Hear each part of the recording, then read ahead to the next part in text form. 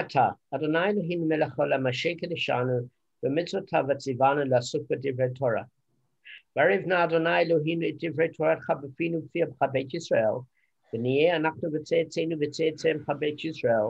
V'chani b'dei shemecha v'lomdei Toratech lishma. Baruch atah Adonai l'mei Torah l'mo Yisrael. Amen. Blessed art you, Adonai, God, King of the universe, who has sanctified us with his commandments and has commanded us to engross ourselves in the words of Torah. Please, Adonai, our God, sweeten the words of your Torah in our mouth and in the mouth of your offspring, the family of Israel. May we and our offspring and the offspring of your people, the house of Israel, all of us know your name and study your Torah for its own sake. Blessed art you, Adonai, who teaches Torah to his people, Israel. Amen. Baruch atah Adonai Eloheinu melech haolam asher b'cha banu mikol hamim v'natan lanu torato. Baruch atah Adonai notei Torah. Amen. Amen. Blessed art you, Adonai, God, King of the universe, who selected us from all the peoples and gave us his Torah. Blessed art you, Adonai, giver of the Torah. The reason why I'm using Hashem's name is because Hebrew is not our first language. So sometimes you have to have cognizance and acknowledgement of what we say. And therefore it is a bracha, even in English. Some of us that maybe like Kevin is Hebrew's better, might understand the Hebrew as well. I don't understand it as well. All of it. So quickly, the halacha, having a kosher menorah or chanukiah. Obviously, the term chanukiah is used because a classical menorah, as you know, in the temple looks different. It's actually got 7, not 8. The reason why Chanukiah has got 8 is to have in memory the 8 days of miracles. But the actual menorah, Yaakov? And in Hebrew, sorry to interrupt, the word menorah is actually a globe for a light. That's actually, they call that a menorah. That's why, that's actually, because it also takes a while, we had to get used to that coming here. Because we think a menorah is a Chanukiah. The menorah here, and you say menorah, they actually mean a globe for the light fitting, a globe. That actually, I didn't know that. That's interesting. And I didn't know that. So I suppose whoever translated the Hebrew was so secularized, they gave no thought to the spiritual consequence of basically reprogramming people. It's a pity. I mean, Rabbi Yosef Mizrahi talks about it, that, sometimes there's words in modern Hebrew that mean opposite to the biblical interpretation. But Kev, I didn't know that, man. So we're going to use the term Chanukiah, which obviously connotes the actual 8 arms, of the 8 days plus the Shemesh. So one should beautify the mitzvah by using a nice Chanukiah. The types of materials in order of their importance are gold, silver, polished copper, red copper, iron, tin, lead, glass, wood, animal bone, glazed earthenware, unglazed earthenware, shell of a pomegranate, coconut shell, oak tree bark. So that is in order of from the most choshev to the least. Unglazed earthenware that was used for lighting candles once shouldn't be used again because of it looking old. In other words, you use it for one Hanukkah season. However, if there's nothing else, it can be cleaned out and reused. Glazed earthenware, glass and metals needn't be cleaned in order to be reused. The floating wick, even though the wick is floating on the oil with wax, one can use it lechatchila, meaning after the fact. A Hanukkah bought from a goy doesn't need it to be toiveled, okay? Why? Because they didn't get any use out of it, and it certainly wasn't used for any sort of idolatry practice. It was used more from an ornamentation point of view. A vessel used to sample urine for medical purposes isn't allowed to be used as a Chanukiah, but rather as a vessel holding the shamash. Right, okay, so unless one's dirt poor, we're not going to be doing that. Possible Hanukkah arrangements, one can fill a bowl with oil and surround the edge with wicks, as long as it's covered by a vessel so that the wicks stay separate in order not to appear like a bonfire. If the candles are lit while covered, each wick counts as another candle. If it's not covered, then all the wicks don't even count for one candle. Okay, I'll repeat that. If the candles are lit while covering each wick, it counts as another candle. If it's not covered, then all the wicks don't even count for one candle. So what I'm going to do is before we go on to the possible Hanukkah arrangements, I'm going to just double check those sourcings because I don't know what that actually means. Does that make sense? I don't know either. You're right. Yeah, I really don't know in that last statement. But up until then, when it was simple, Damon understood. All right. So let's go on to the Gemara, which I do understand because I had to go through it again and again. I also spoke to Rabbi Cohen for some clarity, and he was kind enough to phone me back, and I called him, and then we had a whole chat about it. So where did we end off? We ended off with 24a2, where Rav Nachman holds according to Rav Yossi, because Rav Yossi always has his reasons with him because of his inquiring mind, clear logic, and explanation of his proofs. That's in getting 67a. Right, so now we're going to hit a new inquiry. They inquired, the Gemara presents a new inquiry. They inquired, are the 3 days that the Mishnah, in other words, Rabbi Yehuda's opinion, mentions needed in order to make an ox a muad or in order to make the person who owns it a muad? So I just want to explain to you where we're holding at the moment. So this is a commentary by the Meiri, okay? And we're saying, right, according to Rav Yossi, if you remember correctly, whom we seem to go about, chooses that in order for the ox to become muad, it has to do it on 3 separate days to form a habitual pattern. And in fact, Gavin stated that this makes quite a lot of sense to him also. That, you know, establishing pattern over a longer period of time is probably more indicative. The only thing of it is Rav Yossi says that if an animal, if an animal restrains from reacting to a child even once, it reverts back to time. That I don't quite understand, to be honest. I would understand Rav Yehuda's opinion on both ways. In other words, it becomes aggressive through 3 separate occurrences. In the same way it becomes aggressive, it can become tame. To me, that makes the most sense. But obviously, I haven't spent time with these great rabbis, so I don't know what I'm talking about. But do you understand what I'm saying? In the same way that an animal becomes habitual, it makes sense to me that an animal becomes calm in the same manner. Guys, are you with me? Yeah, no, we agree. Okay. So what it's saying is here, right, when it says they inquired of the 3 days that the Mishnah mentions that Aiken animal muad, in other words, we're going with the opinion of Rav Yehuda, in order to make a person muad or the animal muad. So what's the difference, guys? How do you interpret that? What do we mean a person muad versus an animal? Sorry, just repeat the question. Sorry, I'll answer. Just give me a second. What's the question? Okay, I want you each to give an answer. So very quickly, how do you interpret what an animal is muad or a person is muad? What is like the practical implication? Implications. In other words, you need it to occur in 3 separate days. Yeah. Does it make the person muad or the animal muad? And just explain what we mean by this. If you're not sure, you can ask me, but I wanted to see what you think. So a person is muad immediately, instantly, not over 3 animals over 3 times.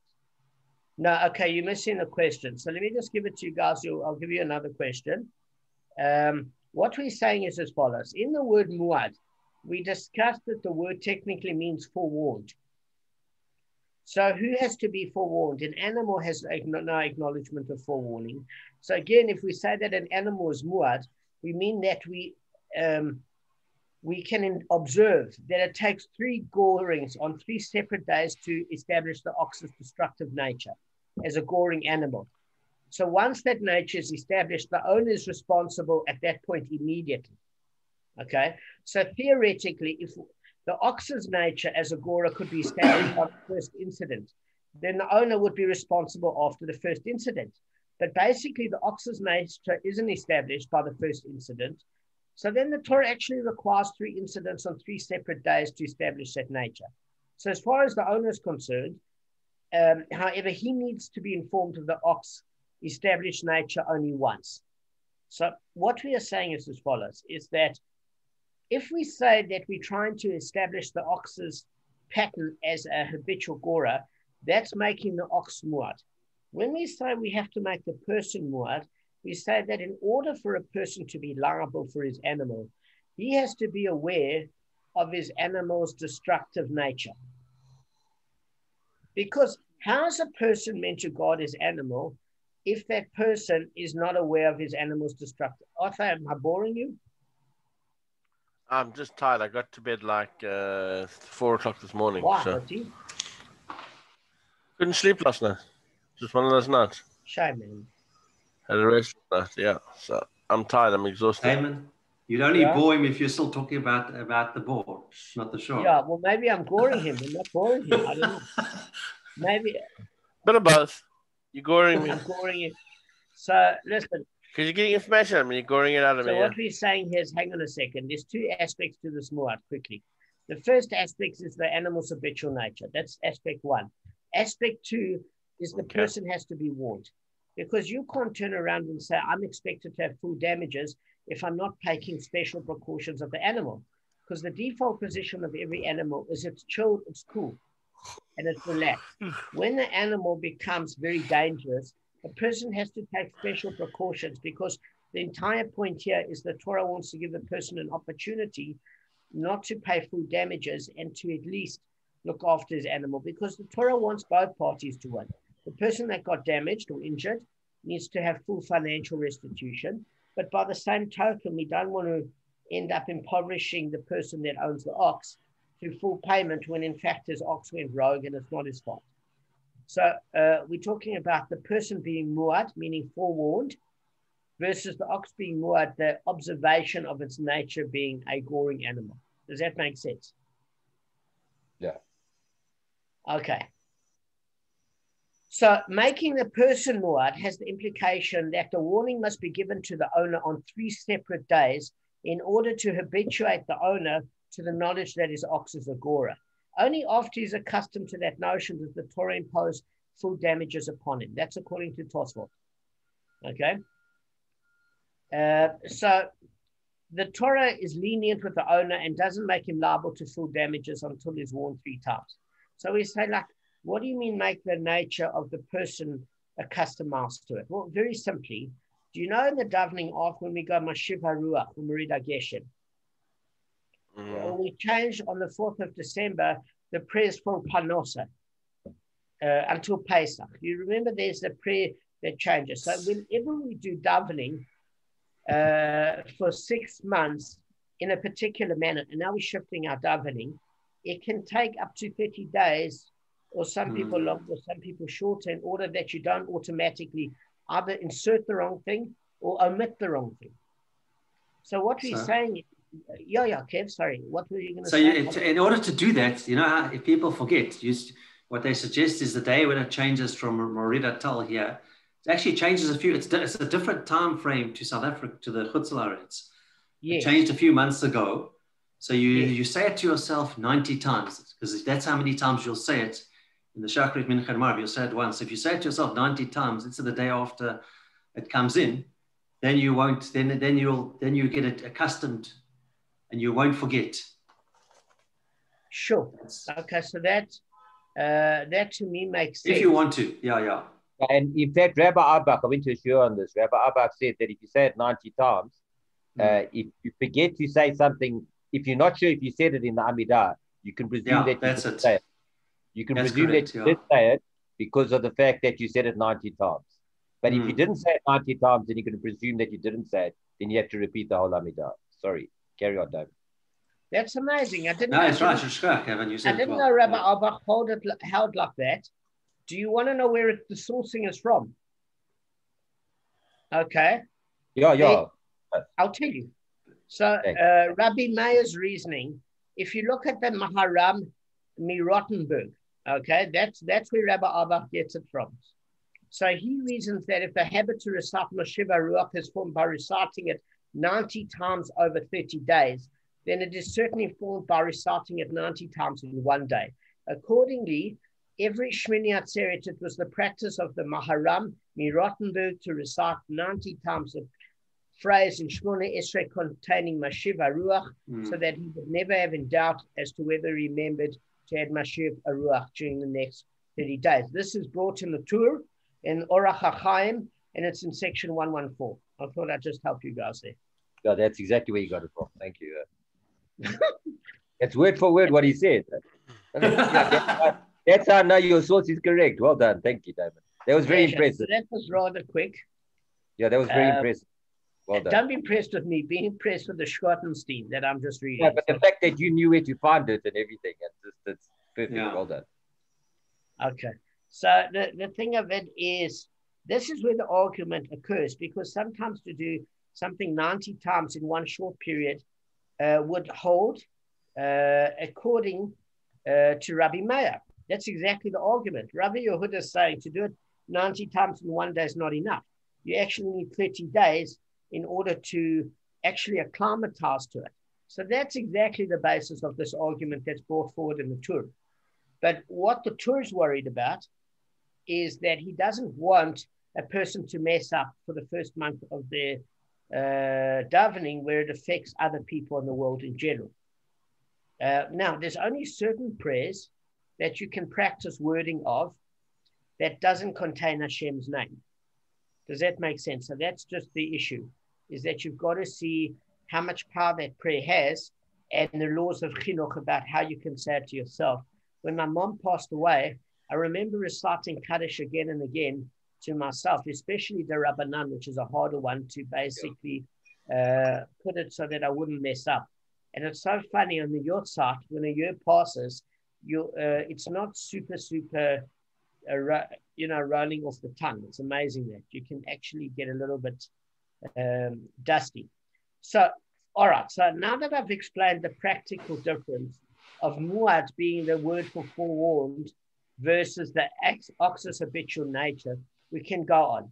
Because what we're trying to establish is, does the Gemara say that an ox is muad or the person is muad? And what are the implications of it? After you just have to give yourself strength for 10 minutes and then we're done. I know what you're davening for at the moment, that this will end. But but just please try for 10 minutes, mate. You left out the word soon. Okay. So they inquired, are the 3 days that the Mishnah, according to the opinion of Rabbi Yehuda, mentions, needed in order to make the ox a muad or in order to make the person a muad? What is the practical difference between these two possibilities? The difference will be in a case where 3 sets of witnesses came to testify against the owner on one day. In other words, the ox gored animals on 3 successive days, but the owner knew nothing about it until after the 3rd occurrence, when all 3 sets of witnesses came to testify against him simultaneously. Okay, now these 3 sets of witnesses are used for illustrative purposes only. The same would apply if there was 1 set of witnesses testifying about all 3 occurrences. This is according to Tosfot. But in principle, the reason why we're learning about 3 sets of witnesses is because we're going to come and see the law of Eidim Zomimim. How do we know if they are false? In other words, if you have 1 set of witnesses testifying 3 times, it's very easy to catch somebody out in a lie. But what happens if you have 3 sets of witnesses and only one of the sets is conspiring? Is all the testimony thrown out? Is there time payment for the 2 genuine cases? Is the muad case thrown out? Do you need hazama? What's the case? And that's what we're learning about now. Can I just ask a question about this Eidim Zomimim story? Sure. What was in it for them to testify falsely? Were they going to get the payments of the? Because I looked the other night. I don't always go ahead, but what's in it for them to testify falsely against someone who could be classified as muad? I mean, they're ox. Are they going to get paid the money? Is that what it is? Excellent question. So Kevin, you want to know what's in it for them? Are they going to get paid the money? Okay, so the first thing I'd like to ask Rabbi Cohen on that note, which I don't know, I've got to go back to Makot, is who gets the money? Does the court get the money, or do the people get the money? As far as I know, is that if I've got a case, if one Jew's if Shimon has got a case against Levi and he's suing him, then Shimon would get the money. So he's got a financial incentive. The court doesn't get the money. There's two different sorts of money. There's one in terms of compensation, and there's one in terms of penalty. So the penalty, as far as I would be aware, would go to the court. I don't think it would benefit the person themselves. That would go to the court as a penalty. But I think the compensatory amount would certainly go back to the person. In terms of the penalty, would that go to the person or not? I highly doubt it, but I'll check with Rabbi Cohen Blineder. Okay? But the compensation, obviously, if I reversed my bucky back and hit Arthur's car, I would have to compensate him for the damage. The penalty about evading the court and playing games, well, that's not Arthur. That doesn't sort Arthur out with expense. Why should he make money off the court case? So I'm entitled to pay Arthur back, but he's not entitled to make money off the penalty. So there is a financial benefit, but there's an indirect benefit. What's the indirect benefit? Say there are two people, and one person owes the other 300,000 rands worth of debt. And then it's very convenient, because if this person dies in a death penalty case, you don't have to pay back the money you owe him. In other words, you accuse a person falsely. Say there's a mafia guy around town, a Jewish mafia guy around town. And that Jewish mafia guy around town is extorting people in the community for money. No one likes this guy. You would bet on two cockroaches crossing the sidewalk, so you've got a gambling problem. And the Oaks extended 300,000 rands worth of credit for you, and he's charging interest, he's charging the VIG at 5% a week, and it's now climbing to 500,000 rand. You're sick of having your legs broken and your teeth extracted and having baseball bats worked on you. And you know this guy's a no good Nick, but he never committed this particular murder. So in your mind, you figure he's committed murder, but generally he doesn't leave any witnesses, because when they come to court, they kind of disappear. But you see a wonderful opportunity that he's accused of a murder, and everybody around town is quite happy to get rid of this oath. So what happens is maybe you and a couple of friends that are into this guy for 1 million rand. You owe 300,000 rand, Gavin owes 300,000 rand, I owe 3, and Arthur does all conspire to have this guy. There's somebody, they found a dead body. Say they found a dead body. And this guy probably killed him, but you're not sure. But we all testify against this person that we witnessed the event. Now, it would suit us financially, because then we don't owe about 1 million rands worth of debt to this mafiosi Jewish gangster, okay? We don't get our legs broken continually by this guy. And he's a piece of dirt, and he probably did commit a homicide. He's just careful at covering his tracks.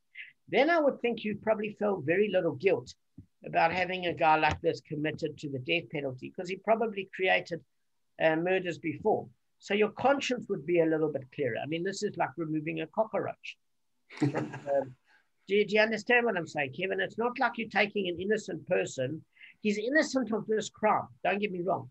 But he's got such a bad track record, we would probably not feel guilty if we all got together and say, listen, does the world need this cockroach? So I'm just giving you a sort of scenario that I can think of in my head, where Adim Zommerman, you could quite easily clean your conscience of it and figure out, like, you know, this person probably has committed homicides. He makes everybody miserable. He's a wicked person. Let's get rid of him with false testimony. Now, that in itself is bad. But I'm just giving you that there's not always only a financial incentive. Sometimes you want to get rid of a person because if they get the death penalty, everybody else is better off. I'm just giving you a scenario here. So back to the Gemara. And then after your davening is answered, we've got 6 minutes left and then we're done. I think it's only 6 minutes or something like that. I'm not sure. There's no clock. There's no clock here. There's no countdown clock. So it's still about 15 minutes. Okay. I'm sorry, friend. All right. Now, I better be careful so that Arthur doesn't turn Adam Zimmerman on me. That's for Khalila. That he doesn't have to attend another show. Stop falsely testifying the time, Dan. Just give me the truth and say 15 minutes or 14 minutes. I have no idea. There's not another 10 minutes, he says. That was like 10 minutes ago. Okay. No, Arthur, my clock it says 33 minutes. I don't know what. My clock says 26, so that's when I signed in. That's probably more accurate. All right, good. All right. So basically, if you say that there 3 days are needed in order to make the ox a muad, then it becomes muad in this case, right? But if you say that 3 days are needed in order to make the person a muad, then he does not become a muad in this case, because the person can claim it's only now that they're testifying against me. So what are we saying here? We're saying that since he has received all 3 warnings on one day, he's not sufficiently accustomed to the knowledge that his ox is agora, and he must be warned on 3 separate days. It's saying not only must the events occur on 3 separate days, but if you want to make the person muad, he must be warned on 3 separate days, because just like when we do Mashiva Ruach, we need to be accustomed to even a new prayer, so must he get accustomed to the fact that this ox is dangerous. You can't give him that all on one day. If we want to say the ox is muad, you can say the ox has occurred, Kevin, the case, he's made 3 separate incidents, and then we warn the person in one day, and we say it's sufficient because the ox is muad. But if we want to say that the person also has to become muad, then we need 3 separate warnings to the person in order to look after his ox. That's actually the discussion. Does so that they're coupled together. So they're coupled together. So the animal is only so an animal can actually do it 10 times before he becomes muad if the owner's not aware of it. Well, if you want to hold, yes, if you want to hold that, the owner has to be aware. Yes, but on practical terms, the reason that this is not going to occur is because, very simply, that nobody's going to let a payment go if their ox damaged them. So it's not going to occur 10 times practically. Yeah. All right. So where do we? So let's just go on a second.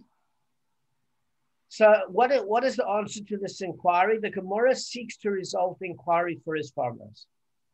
Come learn a proof from the following brisa. And the ox does not become a muad until they testify against it in the presence of the owner and before the court. If they testified it before the court, but they're not in the presence of the owner, or basically in the presence of the owner, but not before the court, it does not become muad until they testify against the animal before the court and in the presence of the owner. All right. So where does this come from? If you have a look, I'm just going to give you the verse in Shmot, Exodus chapter 21, verse 29. And it was testified against the ox's owner.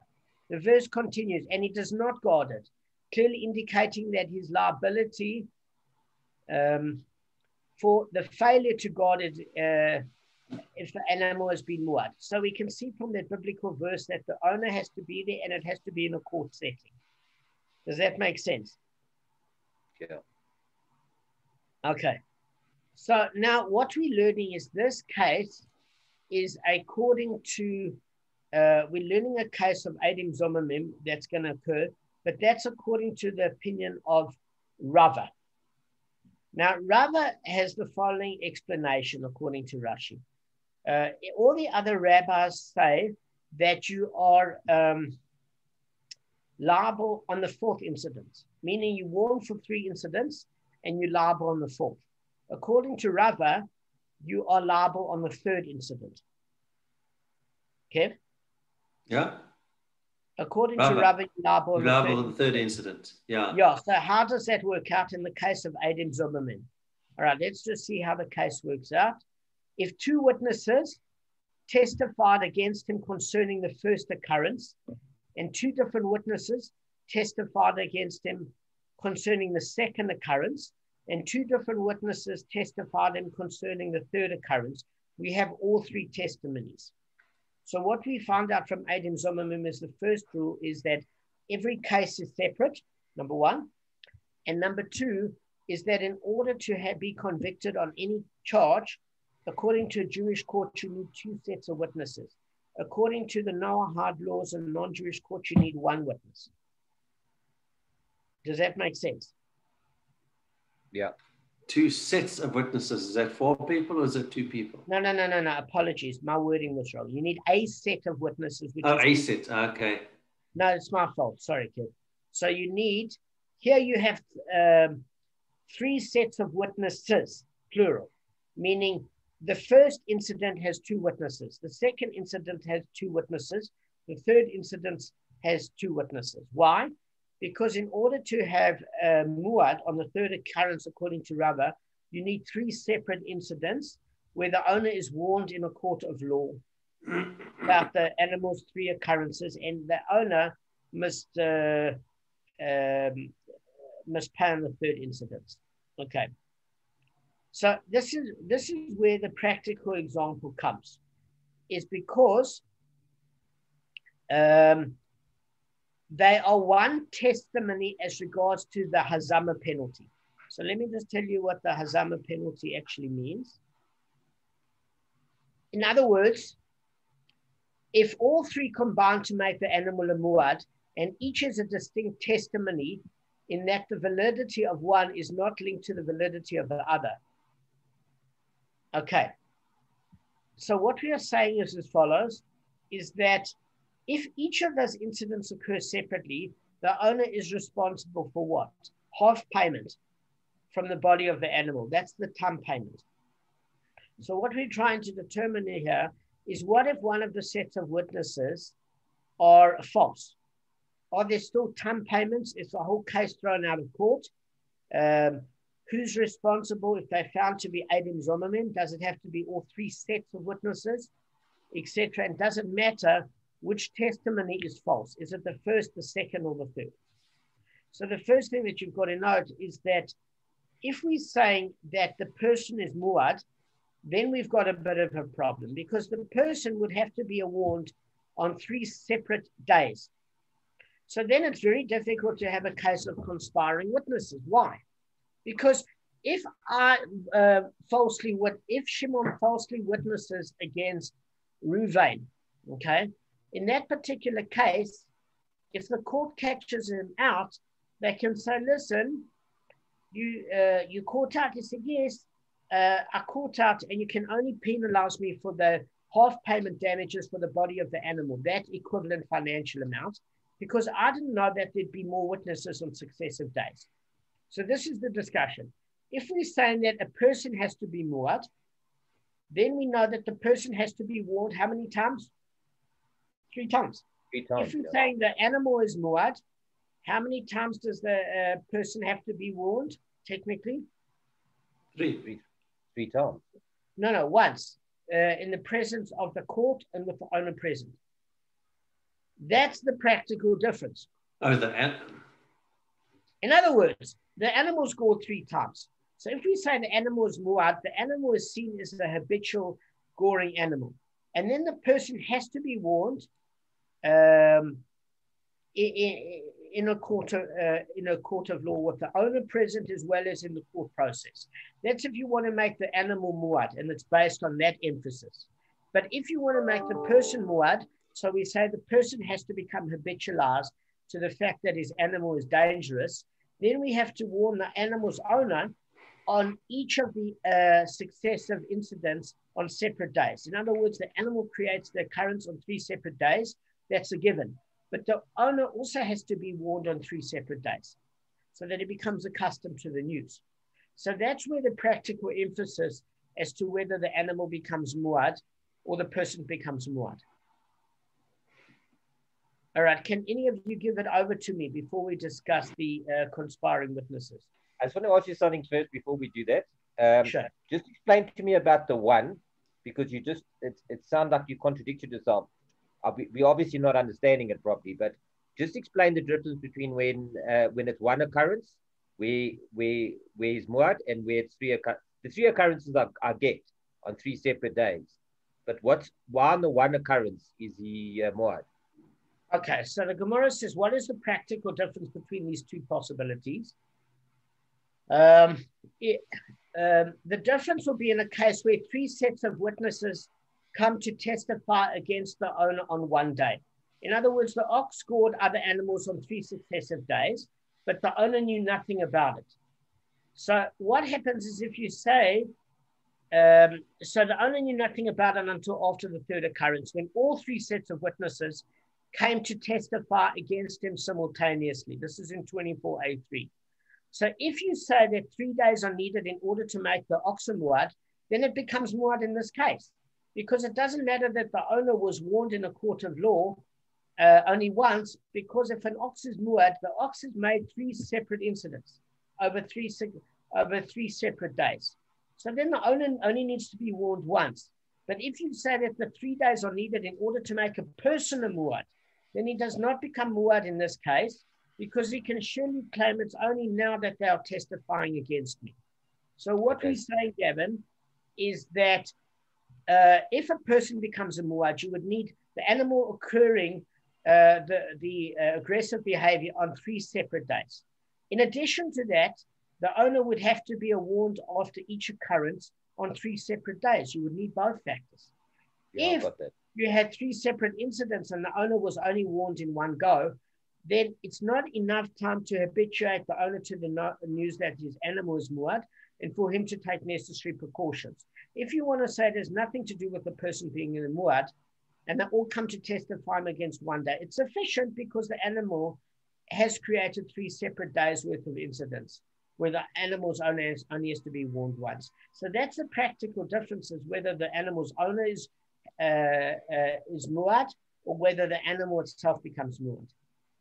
Yeah, thanks. Okay. I hope I made it clear. So we're going to next time do Adim Zomamim and what happens if they're false testimonies, because the problem's now occurring in saying, right, okay, let's say that we say an animal is muad, right, and all the witnesses come on one particular day. Right. Now, if they come on one particular day, there we can have a suspicion that they could be Adim Zomamim, because the witnesses might be able to signal to each other or speak to each other. But if there were witnesses that came on different days and have to do it because a person would have to be muad, then it's much more difficult to find out who's a conspiring witness. Because the first witness could say, I didn't know there were going to be other people testifying against the animal's owner. Look at the 3rd witness. Don't look at me for the full payment. You get what I'm saying? So we're going to discuss this next time.